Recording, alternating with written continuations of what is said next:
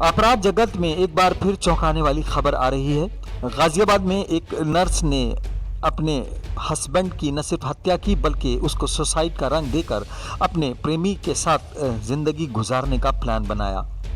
हालांकि उसका ये प्लान उस वक्त नाकाम हो गया जब उसके साथियों ने उसका इस काले कारनामे में साथ नहीं दिया और उसके ही बच्चों ने उसकी पोल खोल दी कि मम्मी ने ही पिताजी की हत्या की है। मामला है गाजियाबाद का। यहाँ पर एक महिला जो कि एक प्राइवेट हॉस्पिटल के अंदर नर्स का काम करती है, वो अपने हस्बैंड को लेकर वहाँ पहुँची और उसने कहा कि इन्होंने सुसाइड कर लिया है। लेकिन हॉस्पिटल ने जब प्रोटोकॉल के मुताबिक ये सूचना पुलिस को दी और उसमें ये भी मेंशन किया कि एक सस्पिशियस मामला है, तो पुलिस ने इस मामले की जाँच की। पुलिस ने जाँच में पाया कि मृतक के शरीर पर न सिर्फ चोट के निशान है बल्कि उसकी मौत दम घुटने से हुई है। हालांकि महिला का खुद दावा यही था कि इन्होंने सुसाइड कर लिया है, लेकिन जब पुलिस ने जांच के दौरान घर पे जाकर बच्चों से पूछताछ की तो 13 साल की लड़की और एक 8 साल का उसका बेटा ये पूरे मामले को देख रहा था और उसने कहा कि रात मम्मी और पापा में झगड़ा हुआ और मम्मी ने पापा को दबाकर उनके सीने पर बैठकर उनका गला भी दबाया और उनके मुंह में कपड़ा ठूस दिया। पुलिस ने तफ्तीश के बाद तमाम चीज़ें बेनकाब कर दी हैं। क्या कह रहे हैं गाजियाबाद के एसपी सिटी निपुण अग्रवाल, जरा आप भी सुनिए। इसमें जब पुलिस ने बाद में मीमो के बाद हमने जब पोस्टमार्टम करवाया तो उसमें कुछ इंजरीज आई और साथ ही साथ उसमें दम घोट के मारने की पुष्टि हुई।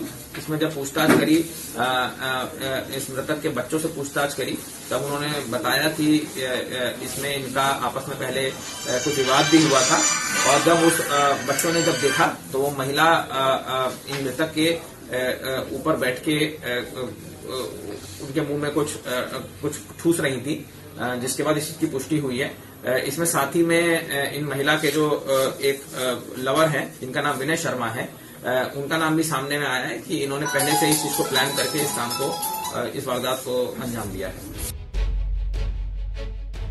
बहरहाल दिल्ली एनसीआर हो या फिर देश भर का अपराध का रिकॉर्ड, आजकल जिस तरह से रिश्तों में गंदगी और बेभरोसे के हालात पैदा हुए हैं वो अपने आप में चौंकाने वाले हैं। श्रद्धा मर्डर केस फिलहाल चर्चा में है क्योंकि उसमें आरोपी का नाम आफताब बताया जा रहा है।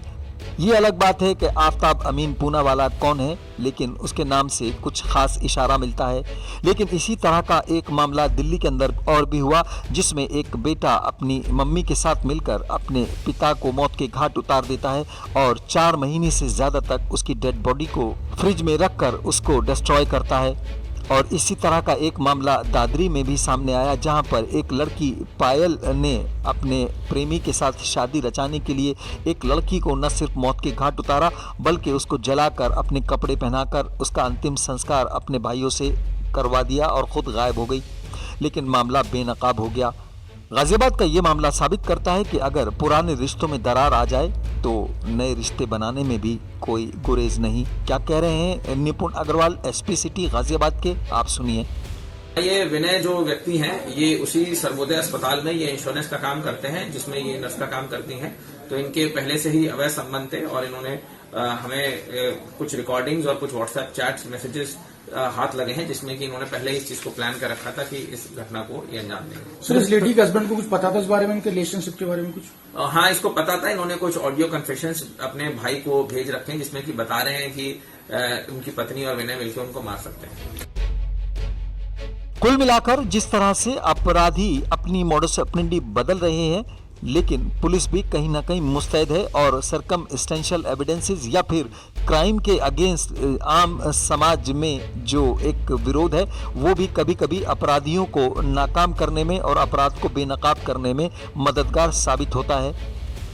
ये अलग बात है कि अगर अपराधी समझते हैं कि वो डाल है तो पुलिस भी पात है। Bureau report.